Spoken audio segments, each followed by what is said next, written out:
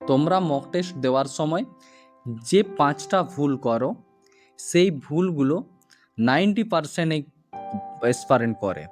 সেই ভুলগুলো যাতে না পরবর্তীকালে করো তার জন্য এই ভিডিওটা তোমরা শেষ পর্যন্ত দেখো।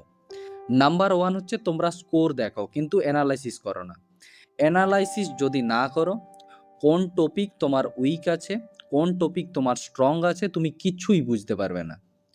নাম্বার 2 হচ্ছে সেম মিস্টেক বারবার রিপিট করো। কোনো মক টেস্টে তুমি ধরো একটা কোনো কোয়েশ্চান বা কোনো টাইপের কোয়েশ্চান একটা পেয়েছো, সেই টাইপটা পরবর্তী কোনো মক টেস্টে তুমি পেয়েছো, বাট সেম মিস্টেক করলে বা তুমি কোনো কিছু সিলি মিস্টেক করো, সেই সিলি মিস্টেকটা তুমি বারবার করছো, তো এই সেম মিস্টেক রিপিট হতে দেওয়া যাবে না।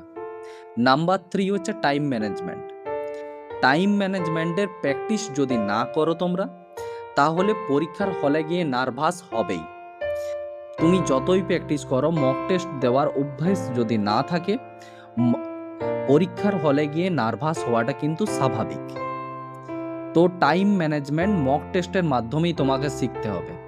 মক টেস্ট দিলে আমি জানি অনেক সময় অনেকজনকার মাথা ধরে যায়, তো সেই জন্য অনেকেই মক টেস্টেই দেয় না। মক টেস্ট মাথা ধরলেও তোমাকে আস্তে আস্তে দেওয়া অভ্যাস করতে হবে। আস্তে আস্তে মাথা ধরার অভ্যাসটাও দিতে থাকলে কমে আসবে। নাম্বার 4 হচ্ছে উইক পয়েন্ট। উইক পয়েন্টগুলো একদমই ইগনোর করা যাবে না। উইক পয়েন্টগুলো যদি ইগনোর করো তাহলে নাম্বার তোমার কোনোদিন ইনক্রিজ হবে না। নাম্বার 5 হচ্ছে রেগুলার মক টেস্ট দাও না। রেগুলার যদি মক টেস্ট না দাও তাহলে অনেক সময় স্পিড কমে যায়। তো রেগুলার মক টেস্ট তোমাকে দিতে হবে। আজ থেকে এই 5টা ভুল বন্ধ করো, তোমার সিলেকশন অনেক সহজ হয়ে যাবে। That's all.